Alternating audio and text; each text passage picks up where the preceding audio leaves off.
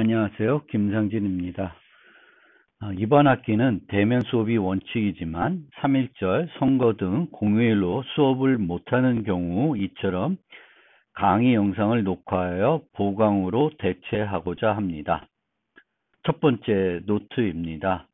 이 노트에서는 암호기술 통해 주로 제공하는 정보보호 서비스를 살펴보고자 합니다. 교과목 소개 때 설명해 드린 바와 같이 3대 정보보호 서비스라 하면 비밀성, 무결성, 가용성을 말합니다. 4대 서비스로 확장하면 여기에 인증이 포함됩니다. 이 중에 비밀성, 무결성 인증은 주로 암호 기술을 통해 제공되는 서비스입니다. 즉, 정보보호에서 암호 기술은 매우 중요한 핵심 기술입니다. 그러면 암호 기술 통해 제공하는 각 정보보호 서비스에 대해서 살펴보겠습니다. 비밀성부터 살펴보겠습니다. 비밀성은 인가된 개인, 단체, 장치 또는 프로세스만 데이터의 내용을 볼 수 있도록 해주는 서비스를 말합니다. 다른 말로 기밀성이라고도 합니다. 비밀성은 다 여러분들이 쉽게 이해하는 서비스일 것입니다. 우리가 인터넷에서 웹을 통해서 어떤 서비스를 사용할 때 처음에 로그인하는 경우가 많겠죠. 이때 우리는 보통 계정명과 패스워드를 통해서 우리를 인증합니다. 이 계정과 패스워드, 특히 패스워드는 다른 사람들이 볼 수 없어야 합니다. 따라서 브라우저에서 웹서버로 계정명과 패스워드가 전달될 때 이들을 제3자들은 볼 수 없도록 보호해 줘야 합니다.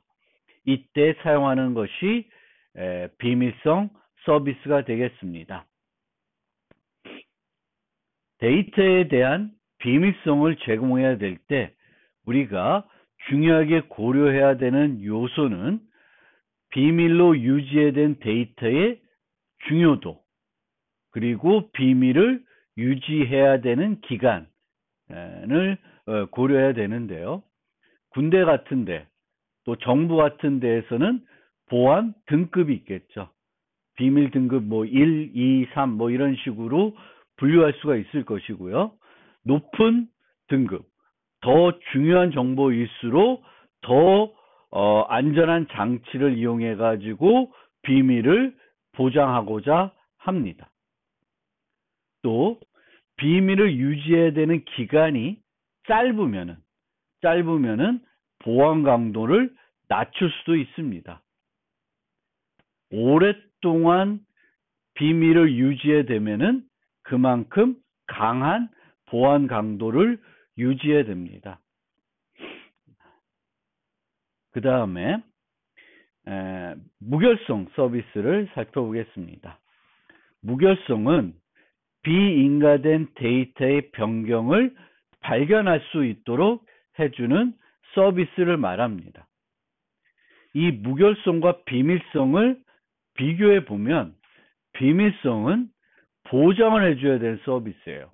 제3자들은 절대 볼 수 없도록 보호해줘야 되는 건데, 무결성은 변경 자체를 막을 수는 없습니다.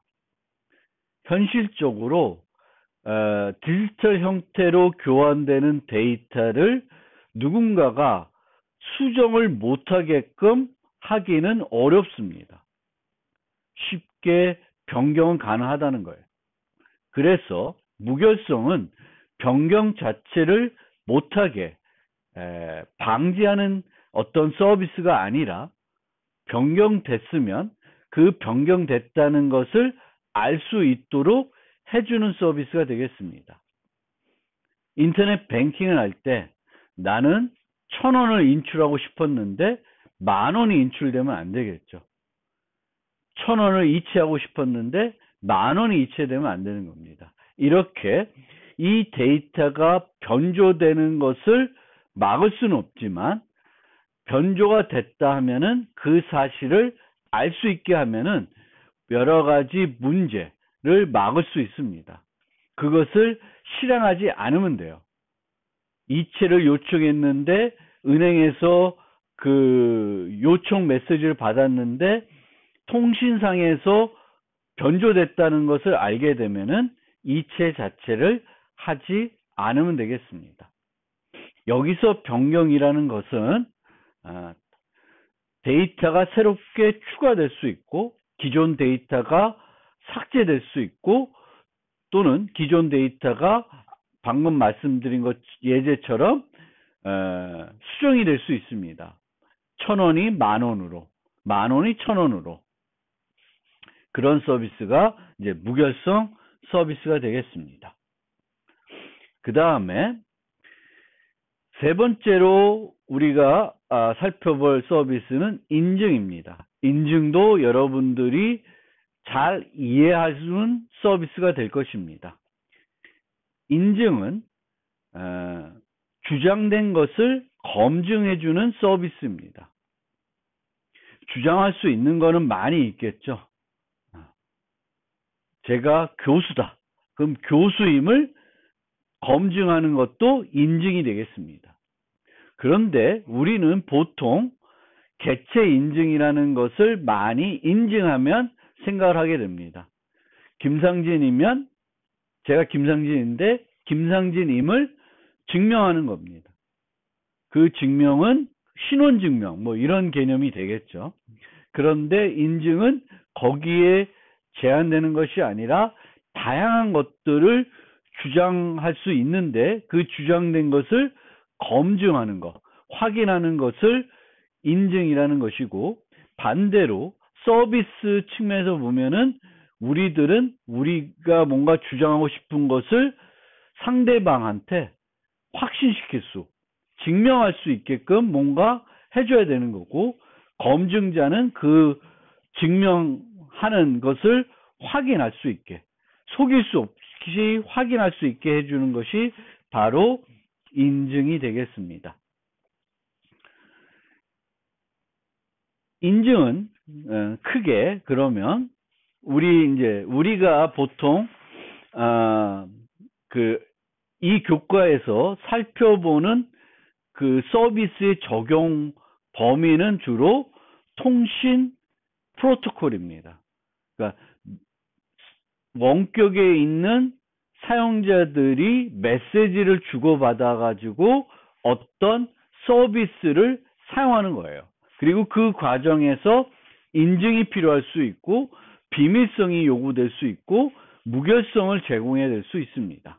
그러면 이런 통신 서비스에서 메시지를 주고받아서 이루어지는 서비스에서 필요한 우리 정보보호에서 주로 고려되는 인증은 크게 세 가지인데 메시지 인증이라는 것이 있습니다. 이 메시지 인증은 무결성과 똑같습니다. 메시지가 원래 주장된 것과 같은지 보는 거고 그것은 변조되지 않았다는 것을 의미합니다. 따라서 메시지 인증이라는 것은 무결성과 동일한 것이고요.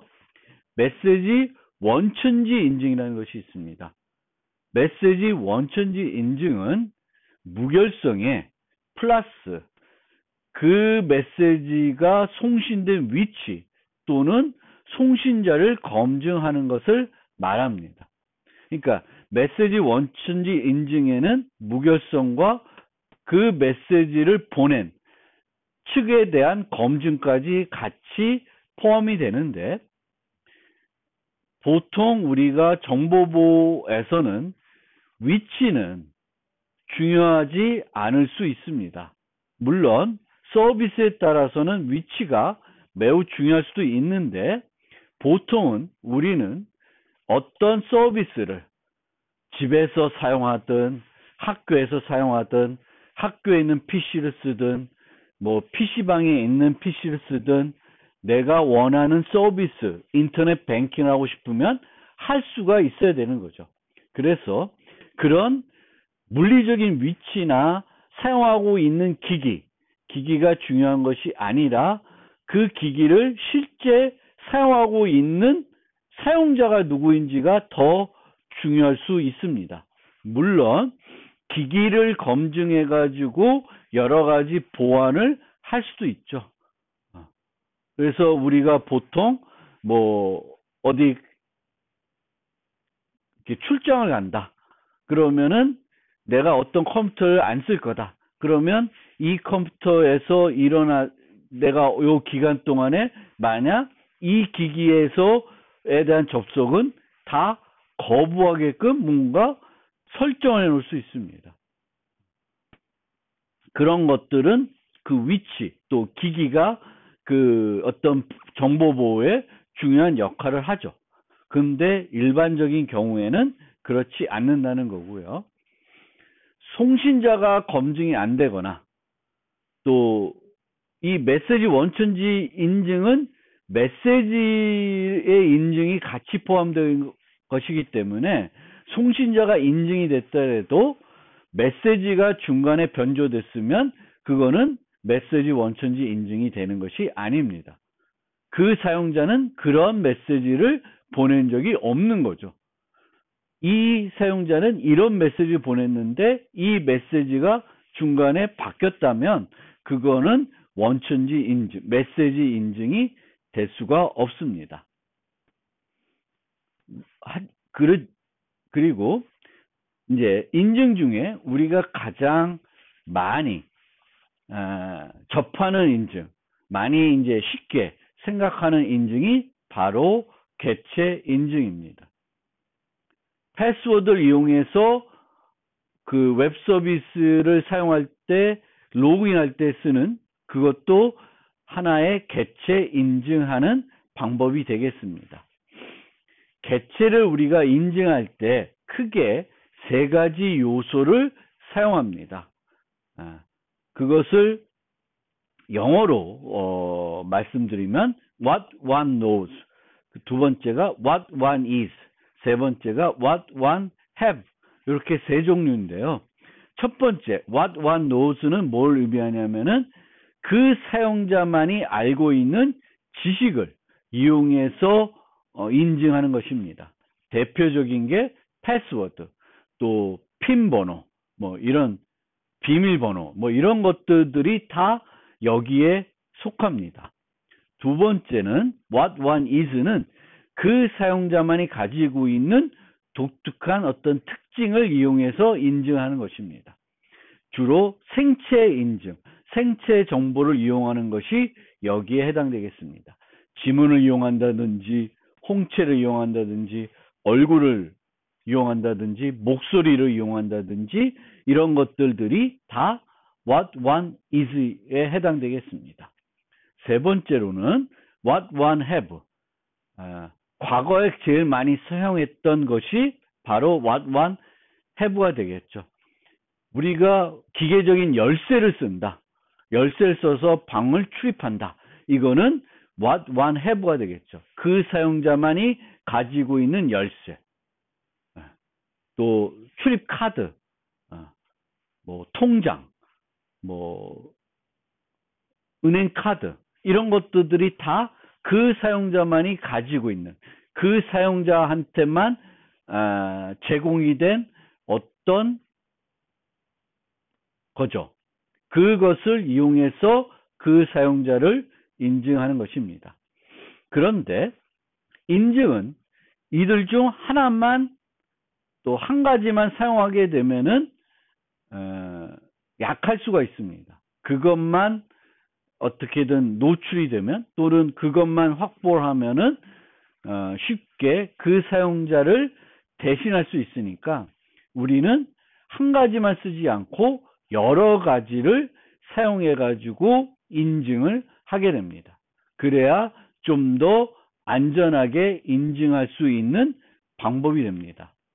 보통 두 가지 방법을 혼합해서 많이 사용하는데 우리는 두 가지 방법을 이용해서 인증을 하게 되면은 그것을 two-factor 인증이라고 합니다. 예를 들어서 우리가 ATM 기기에서 돈을 인출한다고 생각을 해봅시다. 그럼 이게 어떤 것들을 이용하는지 생각을 해보면, 첫째, 신용카드나 아니면 핸드폰이나 아니면 핸드폰은 노래로 합시다.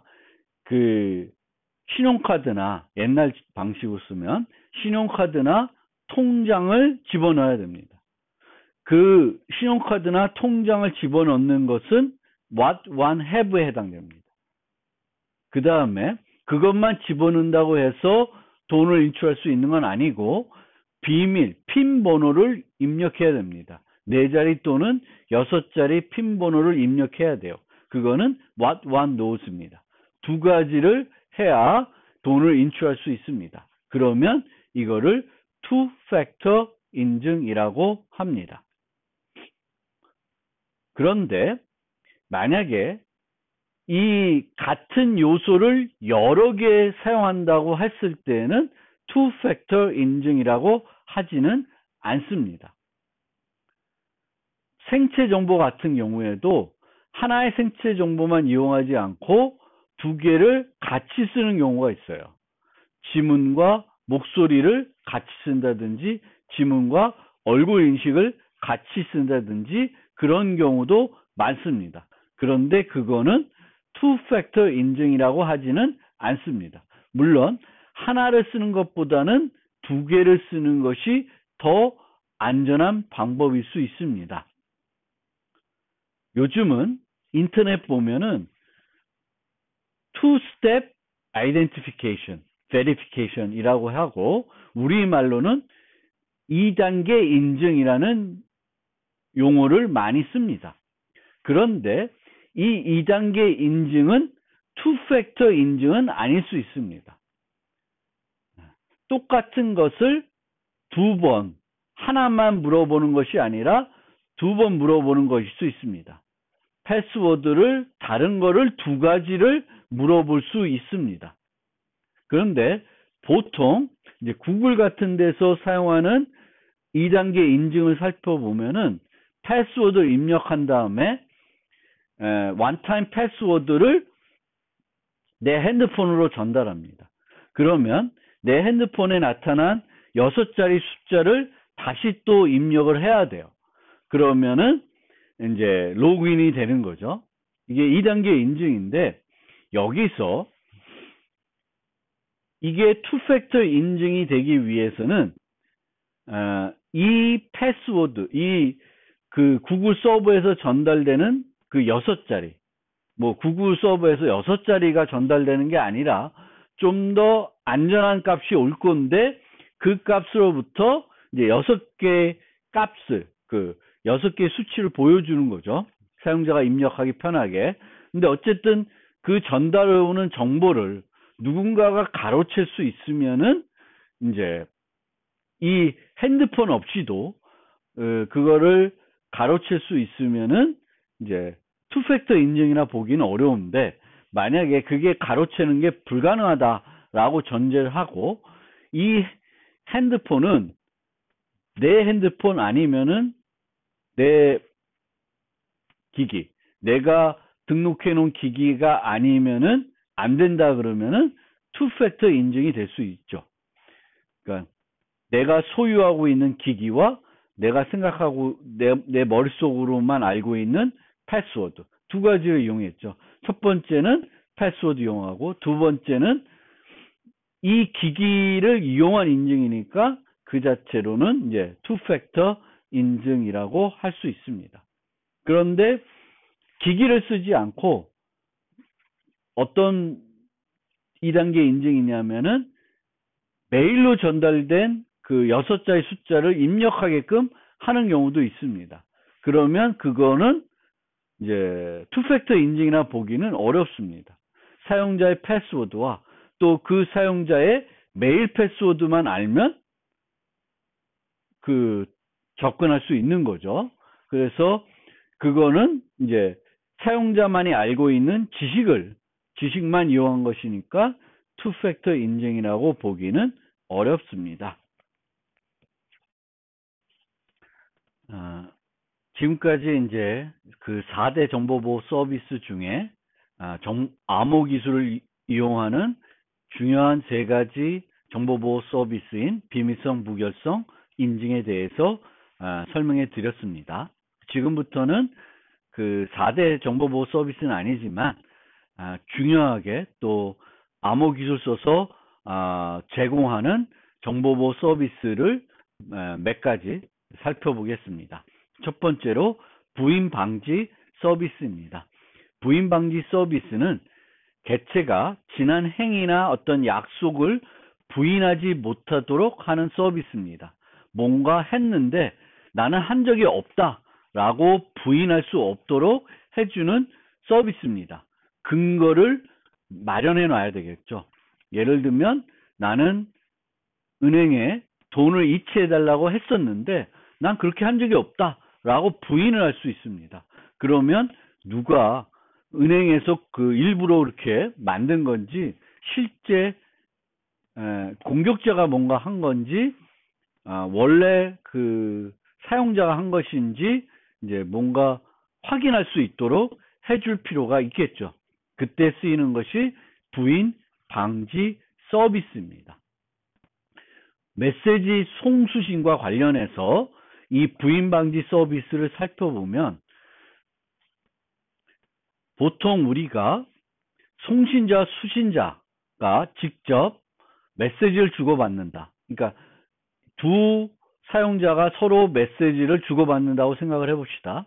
그러면 메시지를 보낸 사람이 있을 것이고 그 메시지를 수신한 사람이 있을 거예요. 그러면 메시지를 보낸 사람은 나는 그런 메시지를 보낸 적이 없다라고 부인할 수 있고 메시지를 수신한 사람이 수신을 했는데도 수신하지 않았다라고 부인을 할 수 있습니다. 이렇게 부인 방지 서비스를 제공하기 위해서는 그 부인을 할 수 있는 주체가 어떤 증거를 제공해 줘야 돼요. 상대방이 그 증거를 만들어내는 것이 아니라, 그러니까 여기서 예를 들면 송신자가 메시지를 보낸 적이 없다고 부인할 수 있으니까 수신자가 메시지를 받은 다음에 뭔가 증거물을 만들어서 남겨놓는 그런 형태로는 가능하지가 않고 그러면 받지도 않고도 만들 수가 있겠죠. 그래서 그렇게 하는 것이 아니라 메시지를 보내면서 그 증거를 함께 이건 내가 보냈다라는 것을 증명해 줄 수 있는 뭔가를 같이 보내줘야 돼요. 그래서 우리는 이런 증거물을 토큰이라고 부인 방지에서는 얘기합니다. 부인 방지 토큰. 그러니까 전송 사실을 부인할 수 없도록 송신자는 메시지를 보내면서 그 토큰까지 만들어서 보내줘야 됩니다. 그래야지만 이 부인 방지, 송신 부인 방지 서비스를 제공해 줄 수 있습니다. 수신자는 메시지를 수신한 다음에는 수신했다고 어떤 확인 메시지를 줘야지만 나중에 그걸 이용해서 송신자는 수신자가 부인하는 것을 막을 수 있는 거죠. 부인하게 되면은 이걸 보여줘서 너 받았지 않느냐라고 할 수가 있습니다. 그런데 이렇게 놓고 보면 약간 공정하지 못한 것 같아요. 그렇죠?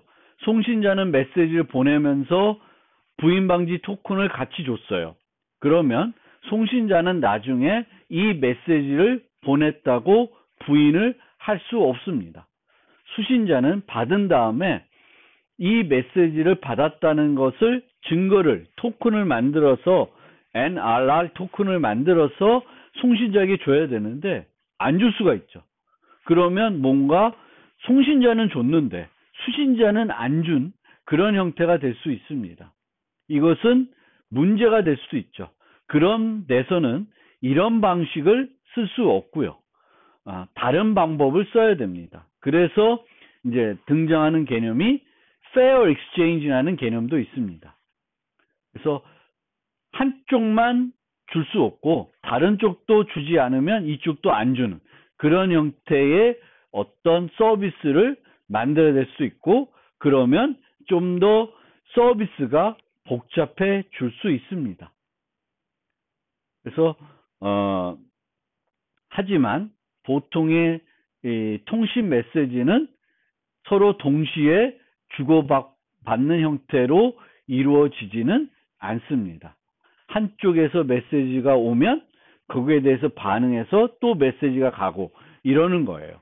그래서 이런 상황이기 때문에 여러분들이 이제 이 서비스에서 과연 NRO와 NRR이 다 필요한 건지, NRO만 필요한 건지. 예를 들면 인터넷 뱅킹을 한다. 그러면은 우리는 NRR은 별로 인식 안 하죠. 그렇죠? NRR이 필요하다고 생각을 안 해요. 그런데 NRO는 중요한 요소가 됩니다. 이 사용자가 10,000원을 이체해달라고 했으면 나중에 나는 10,000원을 이체한 적이 없다라고 우기거나 문제를 삼을 수 있는데, 그럴 경우에는 은행은 뭔가 증거로서 이거는 너가 이 시간에 요청한 거다. 이거는 너밖에 할 수 없는 거다. 라고 제시할 수 있는 증거가 필요한 거예요. 그래서 이렇게 NRO가 더 중요할 수가 있고, 그럴 때는 이제 그런 서비스만 쓰는 거죠. 우리가 메시지를 보냈을 때 둘 다 항상 NRO와 NRR이 필요한 거라고 하기는 어렵습니다. 그래서 그런 측면을 생각해 볼 필요가 있고, 우리가 이제 통신 서비스 쓸 때 송신자와 수신자가 직접적으로 다이렉트하게 메시지를 보낼 수도 있지만, 많은 경우에는 중개자를 통해서 보내는 경우가 많습니다. 예를 들어서 우리가 많이 쓰는 카톡, 메신저 서비스를 생각해 보면은, 제가 메시지를 누구한테 보낸다고 해서 그 메시지가 내 핸드폰에서 바로 상대방 핸드폰으로 전달되는 것은 아닙니다. 먼저 어디로 가냐면은 카톡 서버, 메신저 서버로 전달이 되고, 그 메신저 서버에서 다시 그 수신자 핸드폰으로 메시지가 보내지게 됩니다. 그러면 이와 같은 메신저 서비스는 중개자가 있는 서비스가 되겠습니다. 이런 환경에서는 중개자가 또 뭔가 부인을 할 수 있습니다. 그래서 여기에 대한 또 부인 방지 서비스가 필요하면 제공이 돼야 됩니다. 그때 이제 등장하는 것이 NRS, NRD 뭐 이런 것들이 있습니다. NRO, NRR이 여기서 필요 없는 건 아니고 여기서도 필요할 수 있는데, 이제 서비스가 중개자를 통해서 전달이 되기 때문에 중개자가 부인할 수도 있습니다. 중개자는 중개 요청을 받았는데 난 그런 요청을 받은 적이 없다라고 부인할 수 있고, 또 이 중개자는 메시지를 수신자한테 중개해 줬는데 수신자는 그렇게 메시지를 받은 적이 없다고 부인할 수도 있고요. 그래서 그런 것들을, 문제들을 이제 부인할 수 없게끔 하기 위해서 이런 토큰들을 만들어서 줄 수 있습니다. 그러니까 제출자가 이런 메시지를 B한테 A라고 합시다. A가 메시지를 이제 중개자한테 주는 거예요. 그럼 중개자는 이런 메시지를 B한테 전달해 주셔야 되는구나 라고 NRS를 만들어서 줍니다. 그러면 나는 네 중개 요청을 받았습니다 라는 메시지를 받은 거예요. 그러면 중개자는 그 메시지를 B한테 전달하면 B는 중개자한테 NRR을 만들어 줄 수 있습니다. 그러면 중개자는 이 NRR을 포함해서 NRD를 만들어서 제출자한테 주게 됩니다. 그러면은 제출자는 이 중개자가 수신자한테 줬고 수신자도 받았구나 라는 사실을 이제 알 수 있게 되는 것입니다. 뭐 이 자체가 뭐 중요한 것은 이렇게 아주 중요한 요소는 아닌데요.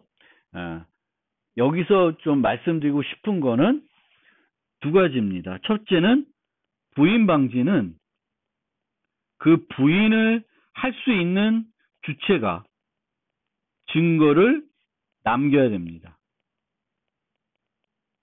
토큰을. 송신자가 부인할 수 있으면 송신자가 그 증거를 만들어서 상대방한테 줘야 됩니다. 두 번째는 우리가 통신 메시지를 주고받을 때 직접 주고받는 경우도 있지만 그렇지 않은 경우도 많다라는 걸 우리가 인식할 필요가 있고요. 세 번째로는 방금 말씀드린 그 첫 번째 설명에서 설명드린 것처럼 그 메시지는 한쪽에서 간 다음에 통신 프로토콜은 그 메시지를 수신한 사람이 또다시 메시지를 주는 그런 형태로 진행되기 때문에 공정한 개념이라는 것이 잘 거기에 나타나지 않을 수 있어요. 그러니까 A는 줬는데 B는 받고 그냥 거기서 끝낼 수가 있는 거죠. 뭔가 줘야지만 그 프로토콜이 완성이 되는데 안 줄 수도 있다. 이게 또 우리가 통신 프로토콜의 중요한 특성이니까 꼭 좀 알아두시면 좋겠습니다. 지금부터 살펴볼 서비스는 프라이버시입니다. 최근 들어서 이 프라이버시가 매우 중요한 이슈가 되고 있습니다. 프라이버시란 개인이나 집단이 자신 또는 자신의 정보를 선택적으로 노출할 수 있는 권리를 말합니다. 그래서 각 개인은 자신의 정보, 개인정보에 대한 주권을 갖고 있기를 원합니다. 자기 정보에 대해서는 자기가 권리를 행사하고 싶은 거예요. 나의 동의 없이 내 정보를 사용하지 원치를 않는 거죠. 그래서 개인은 자신과 연관된 정보가 수집되고 저장되는 것을 직접 제어하거나 영향을 줄 수 있어야 되고요. 이를 위해서 지금은 여러 가지 법들이 만들어져 있습니다. 그래서 이런 것들을 그런 법을 위반하게 되면은 벌을 받게 되는 거죠. 그리고 그것을 법률로 이렇게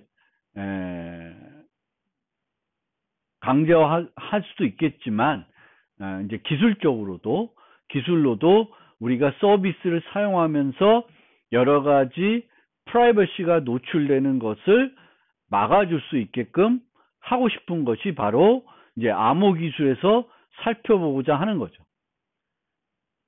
서비스를 사용하면서 노출될 수 있는 불필요하게 노출되는 어떤 프라이버시의 노출을 암호 기술을 사용해서 막아주려고 하는 것입니다. 프라이버시는 매우 광범위한 의미를 지니고 있는데 정보보호에서 관심을 주로 가지고 있는 것은 개인정보 노출을 포함해서 컴퓨팅 서비스를 사용하는 과정에서 침해되는 프라이버시를 보호하는 것이고 이 보호를 위해서 우리는 보통 생각하는 것은 익명성 서비스입니다. 내가 어떤 서비스를 사용하는데 김상진이 사용하는 건지 모르게 하고 싶은 거죠. 그거는 바로 익명성에 대한 건데 익명성하고 프라이버시는 조금 같은 것은 아닙니다. 그런데 익명성을 제공하게 되면은 프라이버시를 상당히 보호할 수 있습니다. 이 프라이버시와 관련해서 많이 이제 등장하는 그 문구가 뭐냐면은 Big Brother is watching you입니다. 요 문구는 어디서 나온 거냐면은 조지 오웰의 1984년이라는 소설에서 나온 그런 문구입니다. 이 소설은 이제 그 1984년이 훨씬 과거에서 84년 미래 세계를 이제 그린 어떤 소설인데, 이 소설에서는 어떤 독재자가 등장을 하고, 이 독재자는 사람들의 모든 일거수일투족을 다 감시할 수 있습니다. 그래서 거기서 Big Brother is watching you. 이 독재자는 여러분들의 모든 행동을 다 볼 수 있다는 거고요. 프라이버시는 지금의 이 4차 혁명 시대, 또 이런 정보 서비스가 편제되어 있는, 우리도 모르게 서비스를 받는 그런 상황에서는 우리의 어떤 일거수일투족이 우리도 모르게, 또 우리가 알고 있지만 수집되고 있습니다. 그래서 실제로는 Big Brother is watching you가 현실적으로도 이제 뭔가 가능한 그런 사회이긴 하지만, 거기서 수집된 그런 정보들이 어떤 한 사람이 다 모아가지고 관찰하고 있지는 않죠. 개별적으로 이제 이루어지게 되겠죠. 예를 들면 CCTV에서 여러분들이 이렇게 지내다니다 뭐 거리를 돌아다닌다든지, 뭐 어디 기관에 들어간다든지, 집을 출입한다든지, 그러면 다 CCTV가 있고 그 CCTV가 찍히죠. 그러면 그 찍힌 CCTV는 그 CCTV를 이제 관리하는 그 주체에서만 보고 일정 시간이 지나면 폐기하는 그런 형태가 되겠죠.